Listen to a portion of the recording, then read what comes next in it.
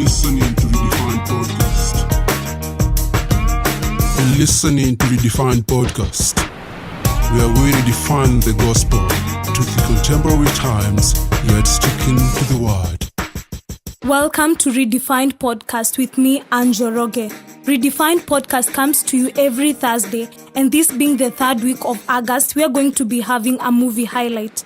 Well, I choose to call it a movie highlight more than a movie review because we'll be looking at the lessons that come out of this particular movie and less of the cinematography and the sound of that particular movie. So I'll start off with a question. If you were to be convicted of being a Christian or believing in God, would there be enough evidence for you to get convicted? Or would the defense counsel have everything that would poke holes on that particular evidence? Well, this particular movie is pegged on this very question. Is there enough evidence to convict us as Christians, or are we merely religious people who are claiming to be believing in God? This particular movie starts in a setting of a city, whereby we have a cross in between the city. And when we look at that particular cross, the voiceover behind that movie is asking, when you look at that cross, do you see the blood of Jesus, or do you merely see something that is beautifying the city? Well, this movie that I'm talking about is Do You Believe movie, a movie that has been created by the Pure Flix Entertainment. Pure Flix Entertainment Group brought you some very nice movies previously, like God Is Not Dead 1, God Is Not Dead 2, and I hear that God Is Not Dead 3 is already out, so you can check that in the movies. So when we're talking about the Do You Believe movie, it simply talks about our belief in God.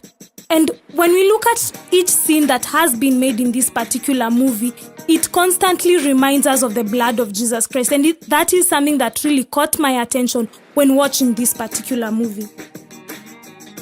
So there is this man named Joe who is queuing in a hospital, waiting to be attended to. And next to him, there is a young lady of about 6 to 7 years by the name Lily, who is also waiting to be attended to. Lily is drawing some butterflies and some flowers, and that really catches the attention of Joe. And so Joe starts a conversation, and as they are talking and discussing those particular images that Lily is drawing, the mother comes.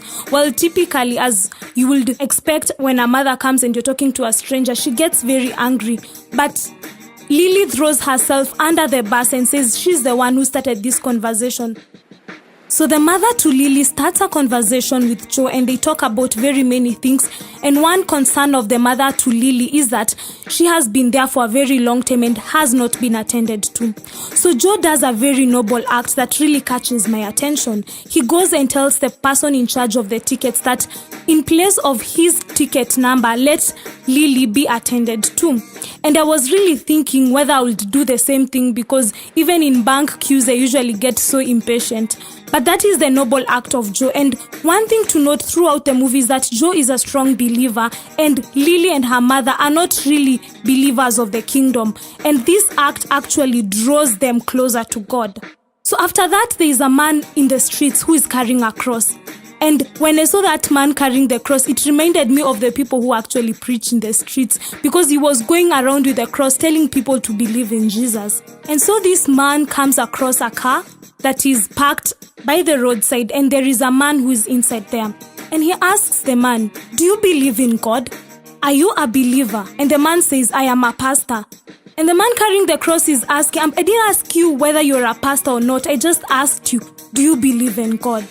And that question actually got into my head, because when you think about it, each time we are asked whether we believe in God, sometimes we don't give a straight yes or no answer. What we actually do is just say, maybe I do this for God, this is what I do. And that actually brings the issue of works versus actually believing in God. And so there are actually gangsters that are around also the same area. And when this man carrying the cross sees those gangsters, he leaves this man who is a pastor, and he goes on to the gangsters and tells them, whatever you're doing is so wrong. And the courage of this man just really got to me, because I don't think with all the courage and the boldness I think that I have being a Christian, I wouldn't have done that. And so the gangsters look at him and they tell him, say your last prayers, because you're going to see that Father that you're saying you believe in. And the man says, yes, you may kill me right now, but if you were to be killed right now, would you go to heaven? And that actually got to the gangsters and they drove away. But I love these words because these words really got into the heads of one of the gangsters. And this particular gangster asked, are we going up against God by not believing in him? And this acts as a turning point for him, though we don't see it so instantly. Slowly by slowly, he gets to know about God and he gets to believe in God. And the pastor that was actually approached by this particular person goes into church, and that particular day he decides that I am going to talk about the message of the cross. And he talks about the cross being knees versus actions, whereby he says we move away from our knees, moving away from us saying that we actually believe in God and getting into action so that whatever we have can build up as evidence, as I earlier alluded to, evidence that can really show that we actually believe in God. And this particular statement brings me to another scene that was actually an eye-opener for me. We have a certain firefighter known as Bobby. And Bobby believes in God. And in one of his errands, there was a certain man who had a very strong tank fall on him, and they were trying to rescue him. And as they were looking for help, Bobby is holding his hand and he's asking him, do you believe in God? And he is saying that he doesn't believe in God. And Bobby preaches to him in that situation and he gets to receive God, but he passes away. And the wife realizes that when his husband passed away, he had a cross in his hands. And so she figures out that it was Bobby, and she actually starts a court case whereby she says that Bobby forced the husband to be able to receive Christ. Otherwise, the husband wouldn't have died had it not been the actions of Bobby. And Bobby's wife actually tells Bobby to go ahead and apologize to Lauren, that is the wife of this particular man. But Bobby says, I am not going to apologize for proclaiming the gospel.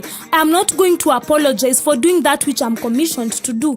Because as we all know, in Matthew 28, we are told, go ye into the world and make people my disciples. And so the wife does not understand. And the wife alludes to so many things that Bobby had been doing. And she continuously says, Bobby, you're the one who usually tithes even when we don't have money left to ourselves. You're the one who went to church without even consulting me. So you're actually doing this because of a man you have never seen, of a God you have never seen.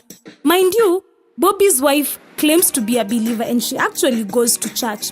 But despite the fact that she actually goes to church, she actually offers when there's a need to offer maybe money or even her time in church, she still believes that there is life in church and outside church.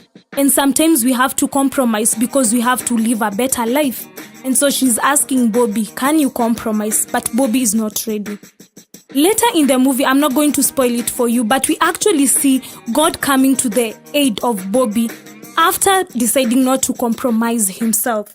And as I conclude, I want to go back to the gangster that we actually talked about.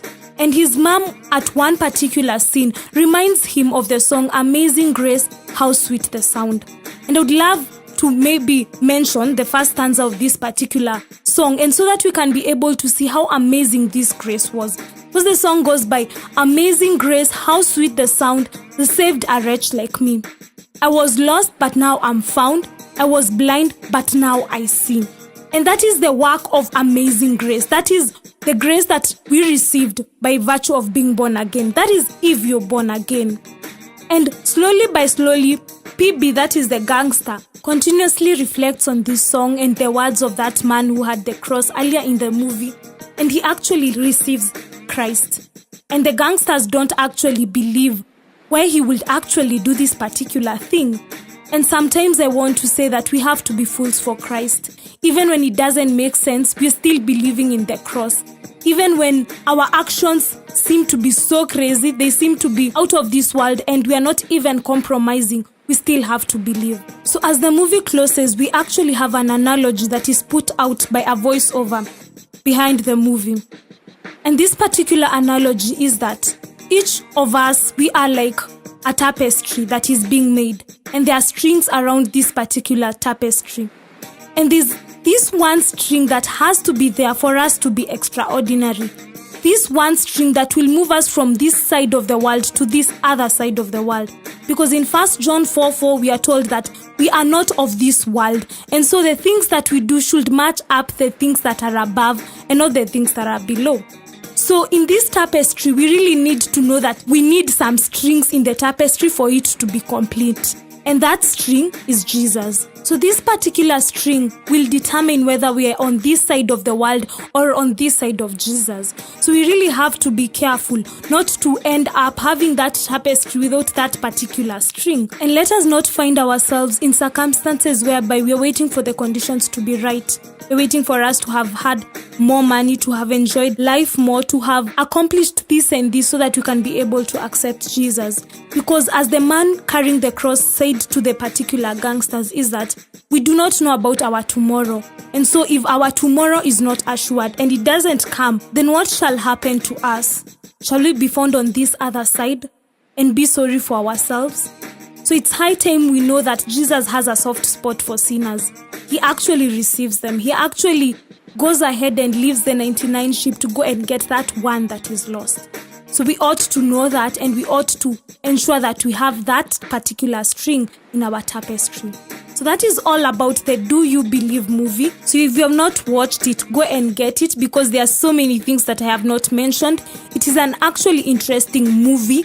It doesn't have like those scenes that we usually call so much preaching scenes, but instead it has very interesting scenes that are actually more of thrillers and entertaining, and there's so much creativity to it. You don't want to miss it. And if you've ever watched it, how about watching it again with a keen eye to getting those lessons and getting it to minister to yourself? So see you next Thursday, where I'll be having a guest on our podcast, and you don't want to miss this guest. So subscribe if you've not subscribed to the channel, and also give a thumbs up and comment in case there's something that has actually ministered to you in this particular podcast. And also, if you have missed the other previous episode, I believe this is our 26th episode, you can catch them on SoundCloud, that is Redefined Podcast, and the others you can also get them on Joroge and 254 on YouTube. God bless you and have a beautiful weekend ahead.